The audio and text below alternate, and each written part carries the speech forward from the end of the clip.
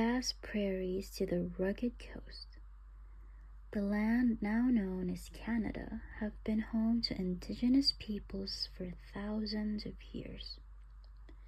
This is a story of resilience, struggle, and the enduring spirit of Indigenous nations.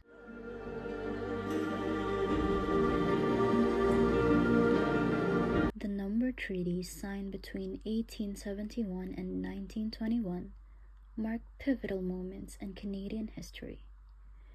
These agreements between Indigenous nations and the Canadian government were intended to establish peaceful coexistence and mutual benefits.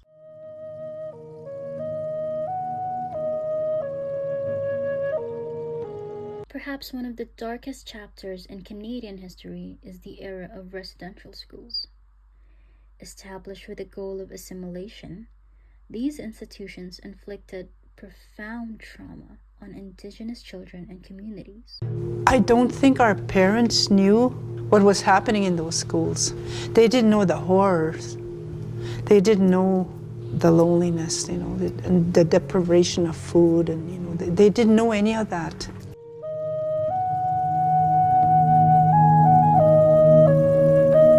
The Indian Act of 1867 has been a defining piece of legislation for Indigenous peoples in Canada. It dictated almost every aspect of Indigenous life, from identity to governance.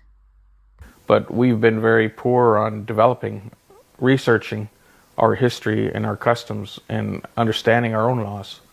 And we're really weak on that. But that goes back to the Indian Act, where we've been told what to do. So I think the Indian Act really destroyed our decision-making abilities a lot, because somebody was always telling us what to do.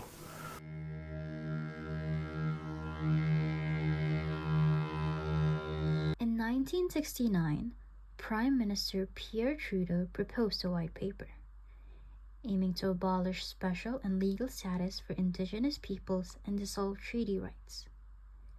The backlash was immediate and fierce. Faire comprendre aux Canadiens, et singulièrement aux Indiens eux-mêmes, qu'il faut un choix. Ou bien on entre dans la société canadienne de plein pied, on est égal devant la loi, on a les mêmes droits que les autres Canadiens, ou alors on reste à part, on a des lois particulières et on est des citoyens un peu différents, pas des citoyens à part entière.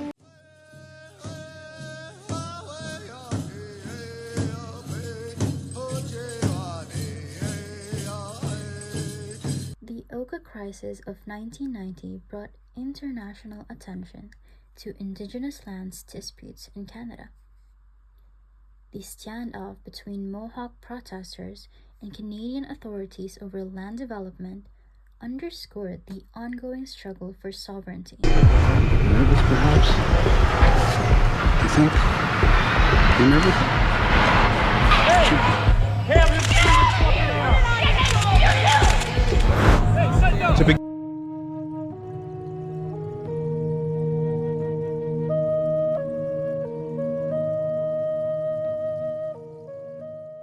Land claims have been a crucial aspect of the fight for Indigenous rights. Landmark cases like the Calder case in 1973 and the Nisga'a Treaty in 2000 recognize Indigenous land rights and sovereignty. We are not here looking for a handout.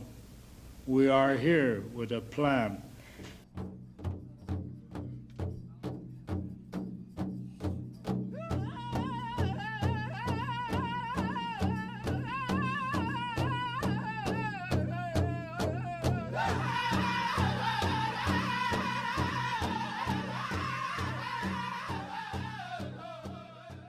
In 2012, the Idle No More movement emerged, advocating for environmental protection, Indigenous sovereignty, and treaty rights.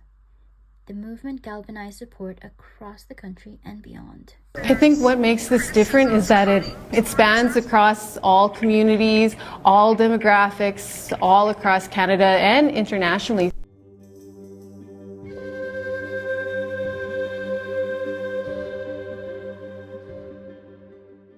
The Truth and Reconciliation Commission, from 2008 to 2015, aimed to address the legacy of residential schools. It collected testimonies from survivors and provided recommendations for healing and reconciliation. When you get a souvenir, you spend a lot of time looking for it, and once you get it, you spend a lot of money, and then you show it off to a lot of friends, like what we're doing here. And then after a while, it's going to gather dust and then be put away and forgotten. I don't want that to happen.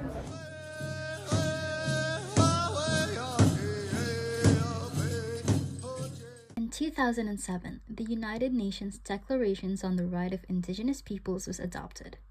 Canada's endorsement of UNDRIP was a significant step in recognizing Indigenous rights on an international scale. We spent close to 10 years arguing about one letter on one word. That letter was the letter S on the word people. The characterization as Indigenous peoples was important to us.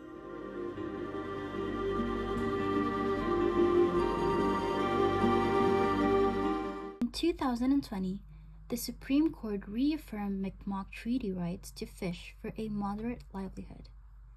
This decision highlighted the ongoing struggle for Indigenous rights in resource management. Essentially is try to keep the peace here.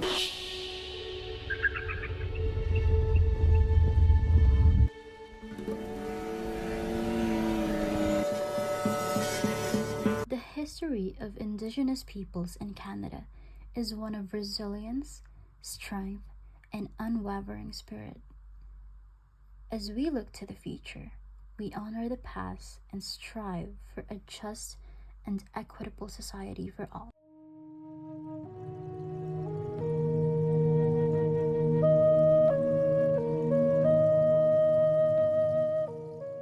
Thank you for joining us on this journey through history, struggle, and resilience.